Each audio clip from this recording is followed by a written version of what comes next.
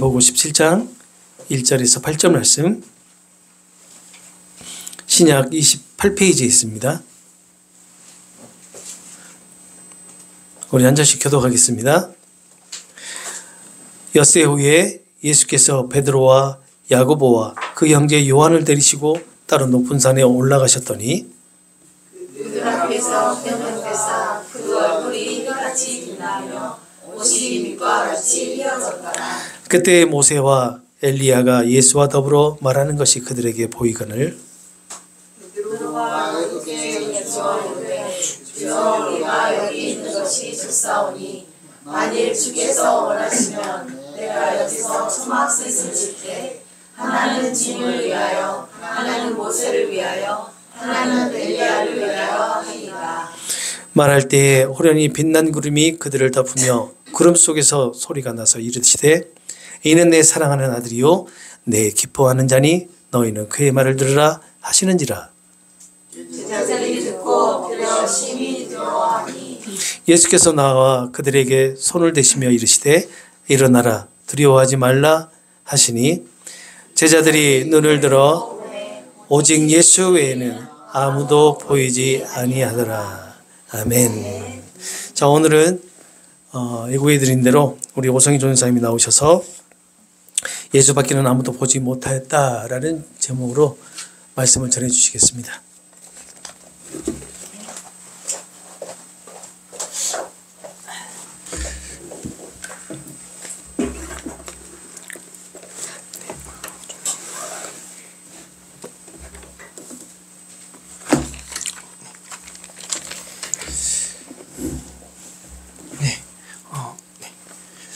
감사합니다. 네, 살짝 처음이기 때문에 긴장은 되는데요. 네, 그래도 마땅히 제 말이 아니라 하나님께서 오늘 우리에게 주시는 말씀만이 오직 선포되기를 바랍니다. 네, 바로 말씀으로 들어보도록 하겠습니다. 신약의 복음서가 지금 정경상에는 4개가 있죠. 네, 그렇죠. 복음서를 썼던 저자들이 이 예수에 대하여 기록할 때 이 복음서 내부에서 기록을 할 때 많이 쓰는 방법이 있습니다. 근데 공통적으로 그 쓰는 방법들이 다양한데 그 중에 조금 한 가지만 딱 꼽자면 그게 바로 표적입니다. 그러니까 표적이라는 뜻이 조금 우리가 많이는 들어봤는데 사실 개념적으로 좀 생소할 수가 있어요. 어떤 표현이 또 따로 있냐면 이적도 있고 기사라는 표현도 있고 그리고 표적이라는 표현도 있는데요. 사전적으로 제가 좀 찾아봤습니다. 그러니까 이적이라는 표현이 상식, 이성적으로 설명할 수 없는 초자연적이고 초이성적인 그런 사건을 말해요. 기사는 뭐냐? 기이하고 경이로운 일을, 장래 일에 대한 징조와 암시를 나타내는 것으로 표현을 합니다. 그러니까 그런데 표적은 조금 다른 정의더라고요. 어떤 느낌이냐면 영어로는 이게 사인을 말하는데 개념이 이적을 실현하는 자의 신분과 그 이적을 뜻하는 바를 밝히는 데 목적이 있는 것이다 라고 말합니다. 쉽게 설명하면 표적은 이런 것 같아요. 마치 우리가 길가에 건너가다 보면 나타나는 표지판과 같은 거죠. 그러니까 그 표지판에 집중하는 것이 아니라 그 표지판이 지칭하고 이르는 게 무엇이죠? 그렇죠? 방향이나 앞으로 어떤 길과 여정이 나올 겁니다라는 겁니다. 그러니까 우리가 그 표지판을 보고서 우리가 바로 보일 반응은 앞으로 이 표지판이 어디를 인용하고 있고 어디를 향하고 있는가를 캐치하고 나아가는 그 다음 단계로 나아가는 데 있다는 거죠. 그러니까 표적이 이와 같습니다. 성경의 복음서 기자들이 어떠한 사건, 기이하고 초자연적이고 정말 놀라운 사건들을 딱 등장을 해놓고서 하는 게 뭐라는 거죠?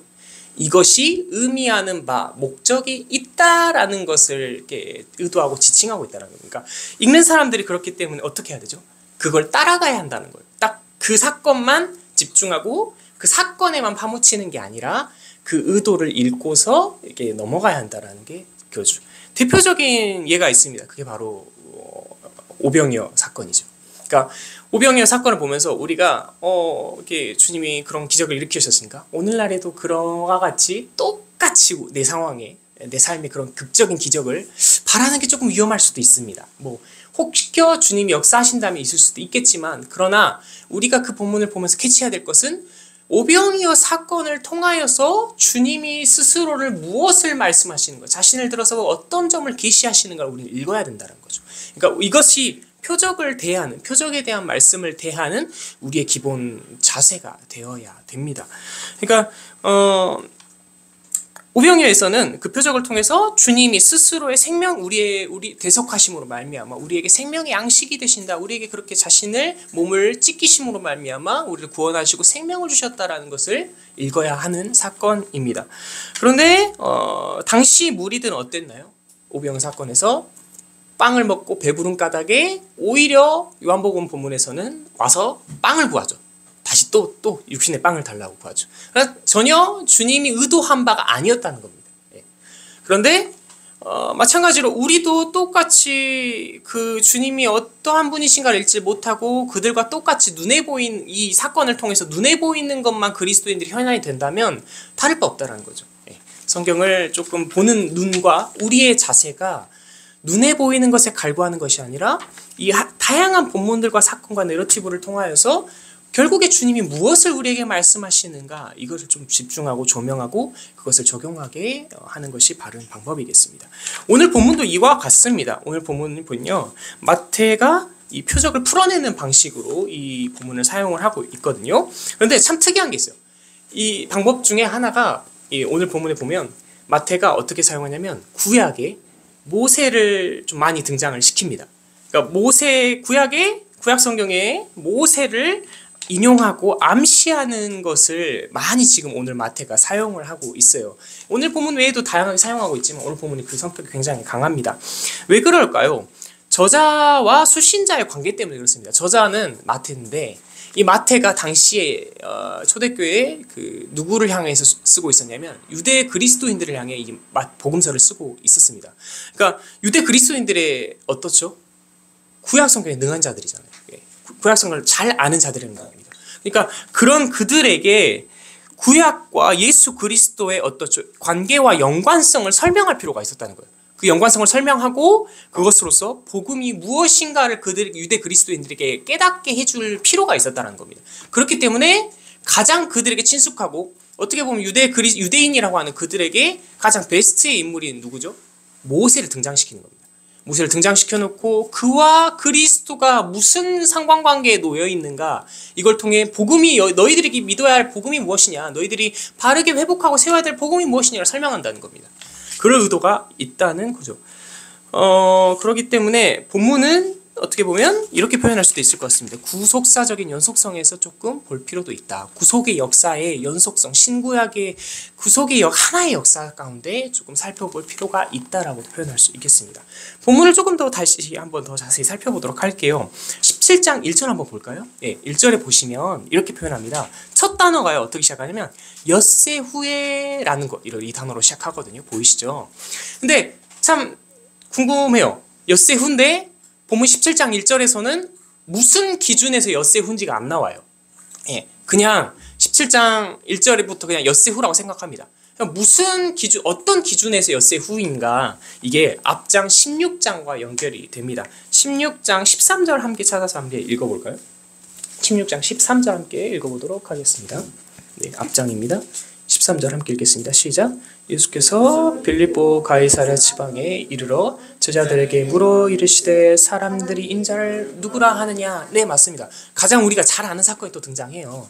그러니까 빌립보 가이사랴라는 지방에 이렇게 이르시고 그때에 자기를 누구라고 하느냐. 그러니까 이제 이후에 말합니다. 그 13절부터 20절까지 이제 제자들이 그 사이에 말하는 거죠. 더러는 엘리야라, 더러는 예레미야입니다. 어떤 선지자라, 선지자 중에 한 사람입니다. 말합니다. 그러니까 예수님 뭐라 하시죠? 그럼 너희는 나를 누구라 하느냐? 그랬더니 이 가장 교회의 가장 대표적인 신앙고백이 나오죠. 베드로의 16절 뭐라고 말합니까? 주는 그리스도시요, 예, 살아계신 하나님의 아들이십니다. 이렇게 고백한다는 겁니다. 그 사건이 나와요. 그러니까 이걸 통해서 제자들의 고백을 통해서 예수는 메시아고 그리스도이심이 나타나요. 네, 고백이 되어져요. 그리고 이어서 21절부터 23절에 보면 예수께서 그리하여 장차 예루살렘에서 들어가셔가지고 십자가에서 죽으시고 부활하실 것을 밝히십니다. 네, 이전에는 약간 숨기셨어요. 숨기시고 조용히 해라 뭐 이렇게도 말씀하시고 다른 부분에 의하면 그렇게 하는데 이때부터 스스로 내가 앞으로 장차 죽고 부활할 거를 스스로 계시하시고 딱 밝히셔요. 그러고 나서 해프닝이 잠깐 벌어집니다. 22절에 나 죽는다 이러니까 베드로가 어때요? 당황하죠. 그래서 그리 마시옵소서, 안 됩니다. 그 일이 이르면 안 됩니다. 그러니까 사탄아 떠나가라. 예, 그렇게 좀 해프닝이 벌어집니다만, 그러나 결론은 24절부터 28절에 보면 그 그리스도를 따르는 제자들에 대한 교훈을 주님께서 명령하시고 말씀하십니다. 그것이 24절부터 8절까지 보면, 나를 따르오거든 자기를 부인하고 자기 십자가를 지고 따를 것이니라. 제 목숨을 구원하면 잃을 것이고 나를 위해 목숨을 잇는 자는 찾을 것이다 라는 것으로 결론을 맺어집니다. 그러니까 결국 오늘 본문으로 다시 돌아가면 17장 1절에 엿새후가 어떤 기준입니까?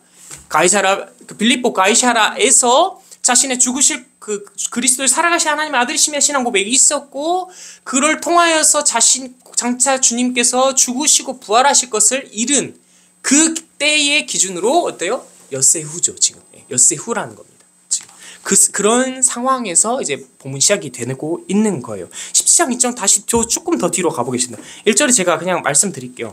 1절의 상황을 보니까 엿새후에 예수께서 어떻게 하셨냐? 제자들 중에 딱 3명만 데리고 가셔요.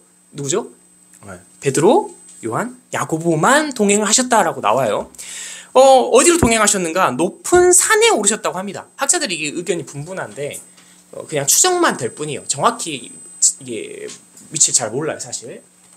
추정인데 그냥 추정하기를 가이사랴 빌립보와 가버나움 사이의 어떤 높은 산악 지형이 아니겠느냐라고 추정을 하고 있습니다. 그렇지만 정확히 100%다라고 할 수는 없어요, 사실. 그거는 근데 어차피 중요한 건 아니니까. 그러나 중요한 건 높은 산에 오르셨다라는 걸 좀 이후 내용 가운데 연관이 있으면 좀 기억하시면 좋습니다.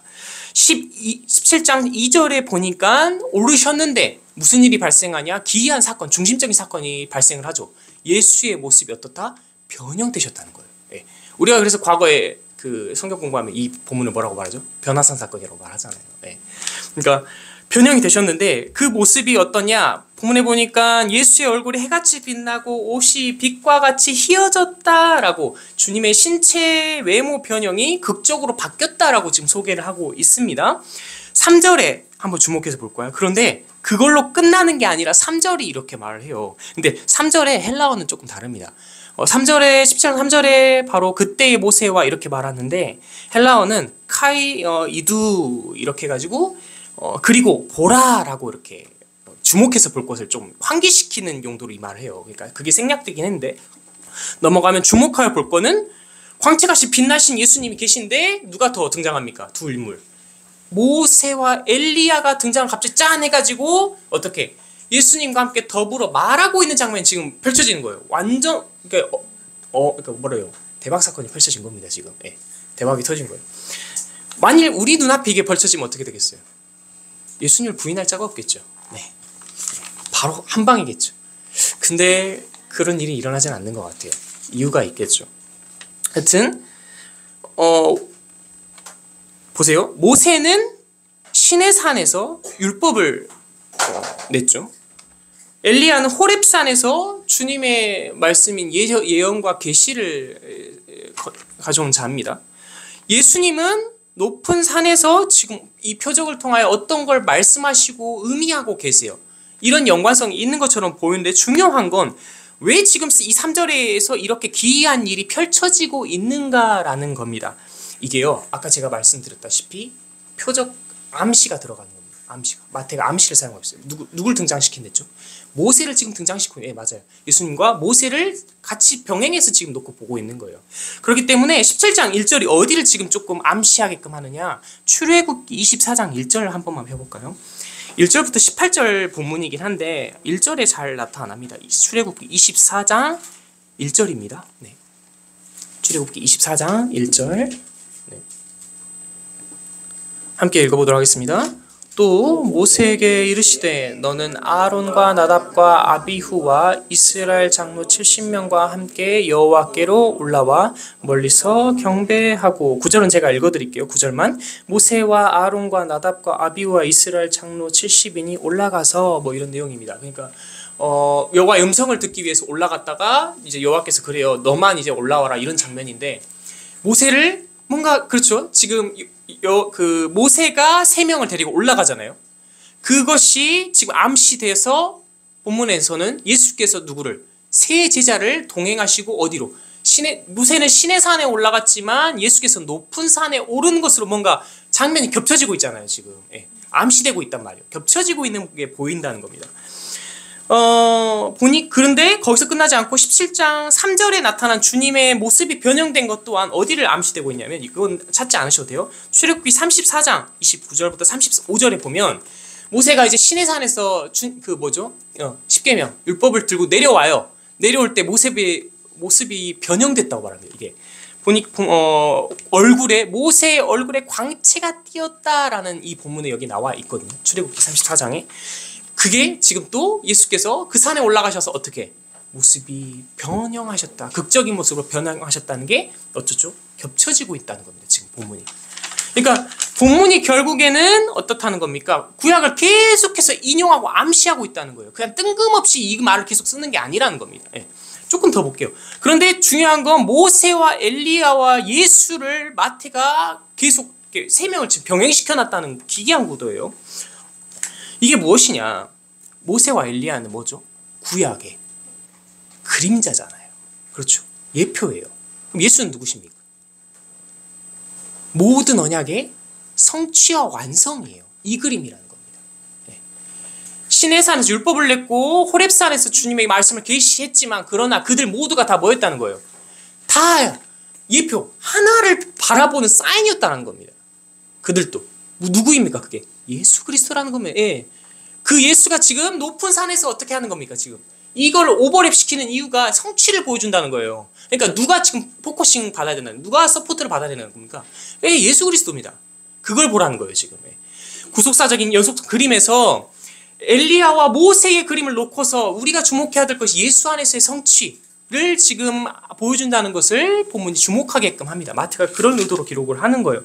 그런데 아이러니한 반응이 지금 펼쳐집니다. 베드로가 오해한다는 겁니다. 지금 어디서 오해하냐면 4절에 함께 읽어보겠습니다. 본문 17장 마태복음 17장 4절입니다. 한 목소리로 읽어보도록 하겠습니다. 시작. 베드로가 예수께 여쭈어 이르되 주여 우리가 여기 있는 것이 좋사오니 만일 하나는 집을 위하여, 하나는 모세를 위하여, 하나는 엘리야를 위하여 하리이다. 네, 우리가 익히 생각하기로는 이 말이 왜 이렇게 뭐가 문제가 될까? 그냥 좋아가지고 초막새 칩시다 이런 거 아닌가? 아니요, 이거 굉장히 심각한 말입니다. 이런 상황에서는 본문이 이렇게 말합니다. 주여 우리가 여기 있는 것이 좋사오니, 여기서 이 동사 여기 있다라는 이 동사 현재 직설을 능동 형태를 띠는데, 이게 지금 현재의 베드로가 어떻습니까? 베드로뿐만 아니라 다른 두 제자도 황홀경을 겪고 있는 걸 암시해요. 지금 너무 황홀한 겁니다. 지금 현재에 느끼고 있어요. 조금 더 보니까 만일이라는 헬라어 A라고 써있는데 이게 접속사 가정법인데, 이게 중요한 게 만일이란 이게 만일 뭐뭐시다라는 뜻인데, 이게 뭘 요구하냐면 조건을 요구합니다. 그러니까 조금 더 설명을 해볼게요. 무슨 조건을 요구하냐면 뒤에 주께서 원하시면이라고 표현합니다. 그러니까 이것도 현재 능동 직설법이고요. 현재 용법인데 뭘 말하냐면, 이게 주께서 원하시면 지금 그게 조건이 합당이 되면, 원하신다는 주님이 허락하신다는 조건이 떨어지면 뒤에 초막셋을 짓겠다는 미래용법인데, 이걸 지금 당장 내가 능동적으로 행하겠습니다라는 게 전제가 된다는 거예요. 그러니까 근데 사실상 생각을 해보세요. 주님께서 원하시냐는 거예요? 아니에요. 그럼 누가 원하는 거죠?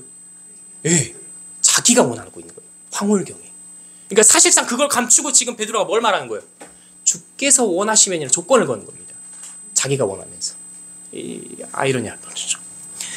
그런데 그 행동을 보니까 굉장히 의지적이고 당장 진짜로 뭐라도 행할 것 같은 의지를 내뿜고 있는 표현이라는 거예요. 지금 헬라 용법상.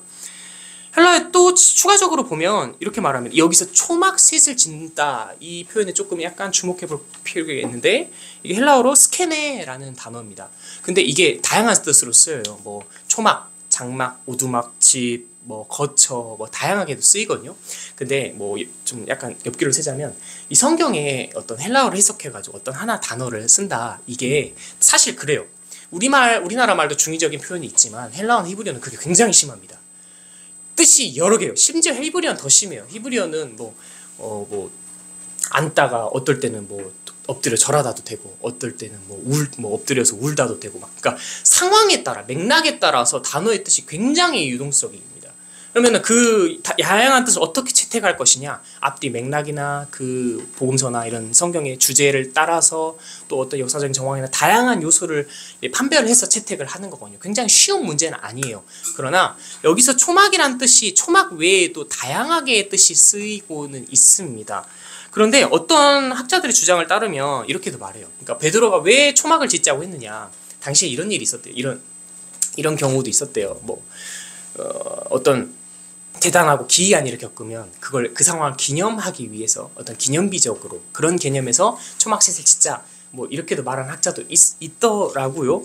또 그렇기 때문에 그런 학자들을 또 뒤에서 주장을 보니까 하나는 주님을 위해 엘리야를 위해 모세를 위해 지읍시다 이런 거 표현을 보니까는 베드로의 실수는 엘리야나 모세나 예수를 동급으로 봤다는 데 있다 이렇게도 말을 합니다. 사실 근데 좀 아이러니하기도 해요. 왜냐 앞장 16장 16절에 베드로가 주는 그리스도를 살아계신 하나님의 아들이십니다 라고 봤거든요. 근데 과연 그럴 수가 있을까? 조금 약간 아이러니하면서도 좀 시원하진 않아요. 제가 이 말씀을 본문을 이렇게 계속 묵상하고 연구하다가 베드로가 지금 놓치고 있는 게 뭘까? 이 고백이 지금 굉장히 놓치고 있는 게 뭘까? 라는 걸 조금 중점적으로 다시 들어가 봤는데요. 베드로는 결국에 아까 제가 말했던 암시를 사용해서 베드로는 자신도조차도 알지 못한 채 뱉은 이 고백이 무엇이었냐? 죄송합니다. 이게 하나를 더 봐야 될 것 같네요. 히브리서 8장 5절 한번 가볼까요? 죄송합니다. 히브리서 8장 5절 한번 가볼게요. 히브리서 8장 5절입니다. 한 목소리로 히브리서 8장 5절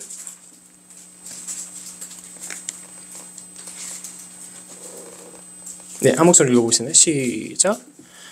그들이 섬기는 것은 하늘에 있는 것의 모형과 그림자라 모세가 장막을 지으려 할 때에 지시하심을 얻음과 같으니 이르시되 산과 모든 것을 산에서 내게 보이던 본을 따라 지으라 하셨으니 그러니까 히브리서 본문은 지금 그거예요. 모세에게 장막이라 표현하는데 이게 뭡니까? 성막이에요. 성막. 여호와의 성막입니다. 하나님이 임재하시고 그분의 영광을 그 이스라엘 백성에게 구약의 그 광야에서 보이셨던 성막을 말하는 거예요. 성소죠, 결국엔. 그런데 이 단어가 오늘 마태 본문에선 초막으로 동급으로 쓰이고 있어요. 같은 단어예요. 근데 마태복음에서는 초막으로 쓰이는데 히브리서 8장 5절 여기서는 장막으로 써요. 그 외에도 많습니다. 9장 21절, 13장 10절에도 다 장막, 곧 성막을 표현하는 데 단어가 쓰고 있고 있어요. 그런 의미에서 잘 볼게요. 다시 돌아볼게요. 본문으로. 모세와 엘리야와 예수가 지금 나타나고 있고 마태는 모세와 엘리야를 구약의 그림자다라고 표현하고 있으며 예수는 뭐예요? 그 모든 언약의 성취와 완성이다라고 말하고 있는 그 앞에서 지금 베드로가 잘 보세요. 그 앞에서 베드로가 초막셋을 짓겠다. 엄연히 말하면 뭘 짓겠다는 거예요? 성막셋을 짓겠습니다. 이 표현을 하는 겁니다. 위험한 표현이죠, 이게. 왜 위험합니까? 무엇 때문에? 성취이신 그리스도 앞에서 그 말 한다는 게 위험하다는 거예요. 지금 잘못됐다는 겁니다. 더 쉽게 말하면 신학적 의미를 조금 적용해서 말하자면 언약인 예수 그리스도께서 강림하셨고 16장부터 죽으시고 부활하실 그것을 통해서 완성과 성취를 말씀하세요.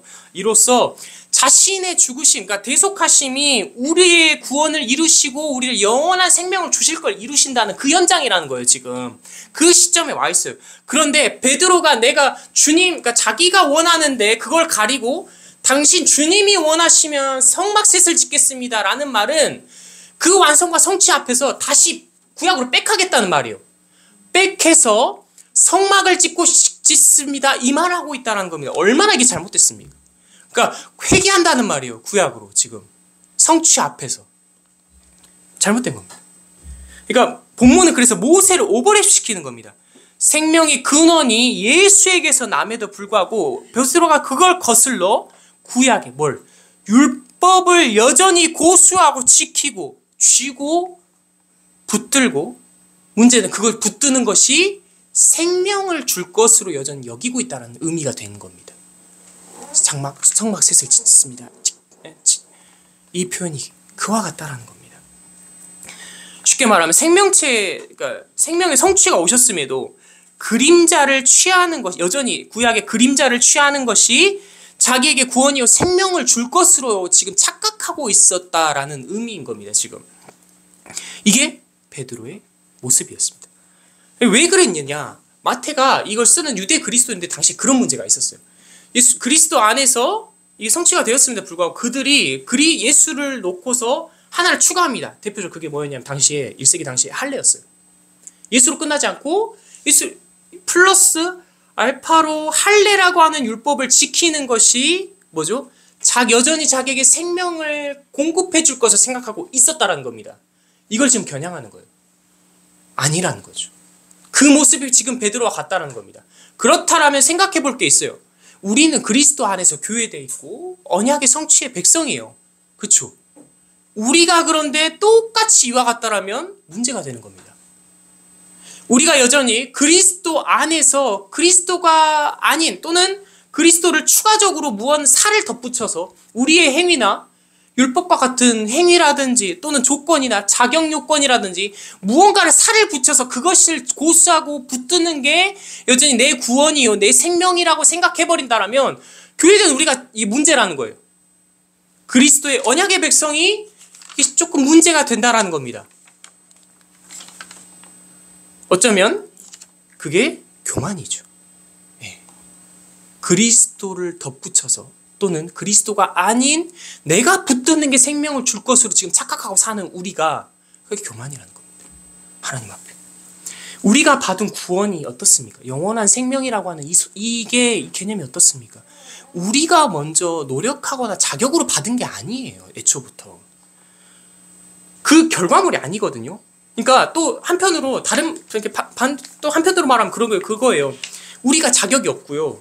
또는 행위를 조건으로 이걸 받은 적도 없어요. 그런데 우리가 여전히 그리스도를 안에 있는 백성인 우리가 그것이 생명을 줄 것을 착각하고 있다는 게 이면에 뭐가 숨겨져 있습니까? 여전히 하나님을 끌어내서 내가 스스로 생명 삼고요 그와 같은 자리에 오르고 싶은 욕심과 욕망이 깔려 있다는 겁니다. 내가 그런 존재라는 거예요. 생명은 거기 있지 않습니다. 애초부터 있지 않았습니다. 창세 때부터 생명이 누구에게 있었습니까? 그 생명을 내신 하나님께 있었어요. 그런데 그걸 무지하게 까먹고 한 사건이 벌어지죠. 선악과를 먹는다는 겁니다. 예. 생명이 하나님께 있음을 망각하는 거죠. 근데 인간이 참 더 전적으로 부패하는 것 같아요. 죄가 들어오고 나서 인간의 행태가 어떻습니까? 계속해서 하나님을 그 자리에서 끌어내리고 자기가 그 자리에 계속해서 앉으려고 합니다.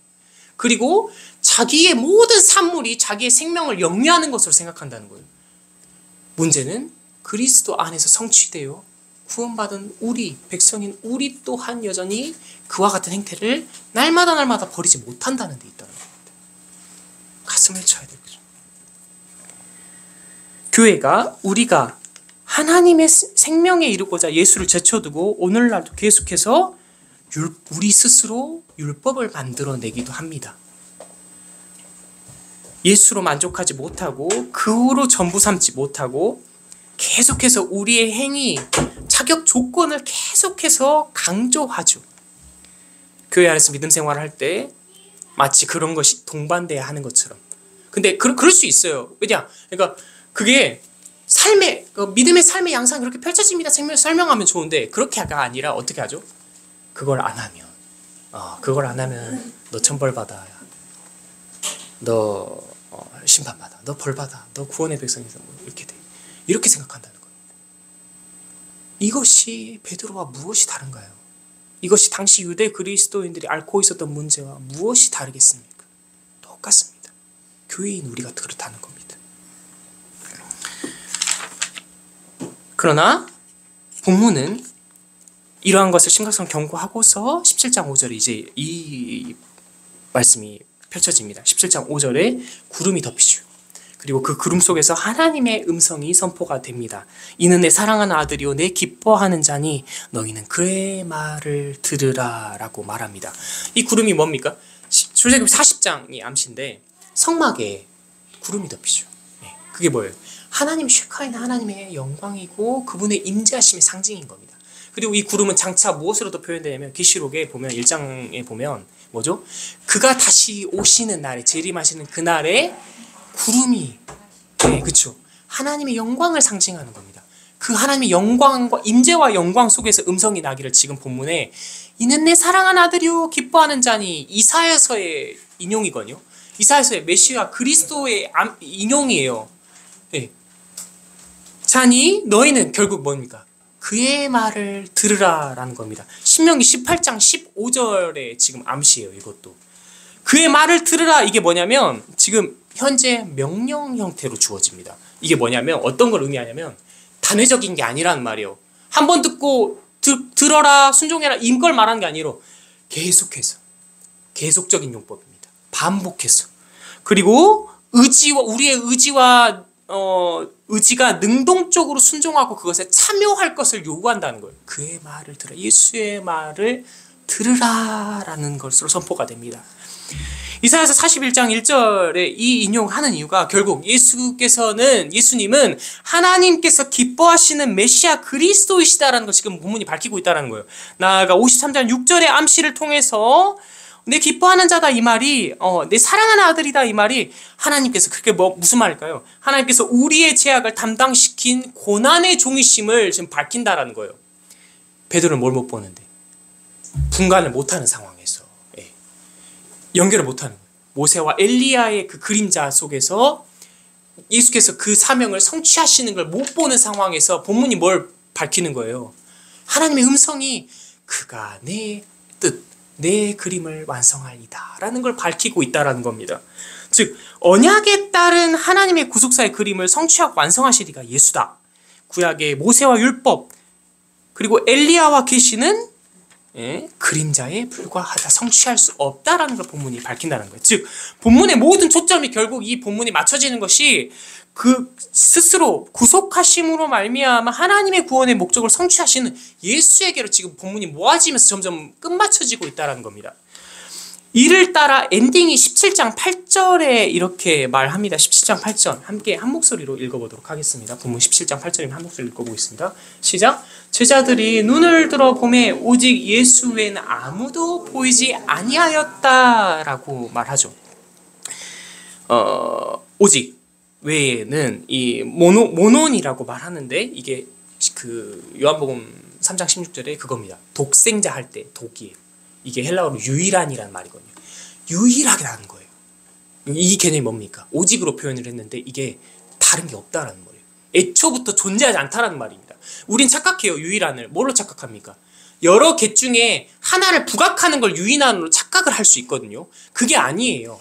유일한은 애초부터 아예 이거 그러니까 하나 외에는 없었다는 말입니다. 아무것도. 그러니까 헬라어 뒤에 용법이 그거예요. 아무도 아니하더라. 아무도 보이지 아니하였다 이 말인데 이게 헬라어가 우데나 그러니까 아무것도 아니야. 그 누구도 아니야. 아무도 아니야라. 이 표현이에요. 그러니까 우리 오늘날로 말하면 모노라는 말이거든요. 딱 하나만 존재한다는 거예요. 라인이. 결국 엔딩은 이 본문의 맞춰짐은 모든 그림자적인 모세나 엘리야가 안개처럼 아침 안개처럼 싹 사라져버리고 이 무대에 홀로 누구만 남으신다는 겁니까? 네, 그 말은 적용하자면 우리의 구원과 생명의 반열에서 다른 걸 올려놓을 수 있는 게 없다라는 걸 말합니다. 우리가 교회된 우리가 이걸 평생토록 잊으면 안 된다는 거예요. 근데 자꾸 우리의 소욕이 어떻습니까? 우리 육신의 소욕이 영을 거슬러요. 날마다 진짜 반대돼요. 안 그래야 되는데 반대돼요. 그래서 어쩌죠? 맨날 끌어내려요. 우리가 이걸 맨날 끌어내리려고 하거든요. 그리고 솔직히 말하면 수단을 올려놓는다 말하는데 그게 다 뭡니까? 내가 투영된 거잖아요. 내가 높아지고 싶고 내가 생명되고 싶고 내가 잘나고 싶은 거예요. 내 욕심과 욕망이거든요. 그 나인 겁니다. 나를 그분보다 더 높게 올려두고 싶은 거예요. 그러니까 모세라는 게 당연히 핑계입니다. 결국에 주님이 원하시면 다 핑계겠죠. 하나님 앞에서 숨길 수 없는데 숨기고 있는 겁니다. 나입니다. 그걸 보셔야 합니다. 절대 교회는 내 소욕으로, 내 자격으로, 내 어떤 것으로 절대 내가 생명 삼을 수 있는 게 없습니다. 그것이 우리의 구원도 그랬고 우리의 출신이 이제 우리 신분이 이렇게 바꿔졌다라면 앞으로 우리에게 나타내야 될 삶의 양상이 어떻게 해야 된다는 게 본문이 이제 요구하는 거예요. 그것이 무엇입니까? 그것은 그리스도 안에 있는 우리에게 하나님께 내 욕심, 욕망을 숨긴 채 율법 또는 행위의 조건을 생명이라 생각하겠느냐? 아니면 나의 구원이 그리스도에게서 나시며 나의 삶의 양상과 나의 삶의 모습 또한 내가 구원받은 자답게 그리스도에게서 날마다 생명을 공급받고 그에게 우리의 로마서 11장 본문을 봤잖아요. 그에게 접붙임 받은 삶의 양상을 보일 것이냐를 지금 본문이 묻고 있는 겁니다. 그러니까 우리가 구원받은 자라면 우리의 삶의 양상 동안 이질적인 것이 아닌 자연스럽게 유기적으로 나타나야 된다는 거죠. 그러한 삶이 어떻습니까? 내 생명을 자랑 삼을 게 없다라는 말입니다. 예수 외에 우리가 다른 것을 더 우선시하거나 우리의 생명의 자랑으로 절대 줄 것이 하나도 없다라는 거죠. 쉽게 예를 들어볼까요? 우리가 음식점에 가면 뭐가 있죠? 메뉴판 주잖아요. 메뉴판에 보면 다양한 메뉴판이 요새 있는데 뭐 그림도 그냥 글씨만 쓰여 있는 요새 그런 메뉴판도 있는 것 같은데 그게 아니라 그림이 있는 메뉴판들도 있잖아요. 심지어 어떤 가게 가면 막 음식 모형들을 이렇게 해놓잖아요. 그게 다 뭐죠? 네, 그렇죠. 그게 다 뭐예요? 그렇죠. 근데 그걸 보고서 뭐 하라는 거예요? 주문하라는 거잖아요. 그러니까 마땅한 반응 그거 보고 사장님 이거 주세요예요. 근데 만약 우리가 이렇게 생각해 보세요. 우리가 여전히 베드로처럼 그리스도 안에서 구약의 율법을 내 생명을 삼는다라는 행태가 어떤 의미냐? 그 메뉴판 보고서 아, 잘 먹었다. 배부르다. 사장님 계산에 이러고 나갈 사람이 없다라는 거예요. 근데 우리가 그러면 되겠나요? 그게 아니라는 거죠. 진짜는 음식입니다. 음식을 먹고 그 음식이 내 몸에 들어와서 영양분이 되며 내 생명을 이루는 데에 하나가 돼요. 날마다 그리스도 안에 접붙임 받은 우리가 날마다 그 안에서 생명의 양식을 먹고 그의 말씀을 들음으로써 그분에게서 우리 생명의 삶의 양식을 공급받아야 된다는 거예요. 그 삶을 누려야 되거든요. 그런데 그렇지 않고 그림자를 붙잡는 것이 얼마나 여전히 허망하다는 것입니까? 이제 우리에게 새 언약의 성취가 오셨어 이미. 우리는 그 안에 있는 백성입니다. 그러면 그 안에 있는 백성답게 살아가야 합니다. 1차적으로 말씀을 맺으면서 오늘 본문은 마태가 유대 그리스도인들에게 구약의 그림자적인 모세가 거치고 새 언약의 성취신 예수 그리스도를 제시합니다. 그로써 할례, 율법 행태를 버릴 것을 권고합니다. 우리도 오늘 하나님 앞에 내가 내 욕망을 투하하여 내가 하나님 앞에 예수보다 더 생명 삼고 내가 율법으로 걸어놓은 것이 무엇인가를 한 번씩 돌아봐야 되겠습니다. 그것이 발견된다면 철회하고 과감히 그것을 그리스도의 십자가 앞에 부인함으로 말미암아 오직 주님이시면 충분합니다. 주님이 나의 생명이시다라는 그 고백과 그 신앙 고백을 붙잡고 날마다 주님과 함께 동행하시는 삶이 펼쳐지기를 바랍니다. 기도하도록 하겠습니다.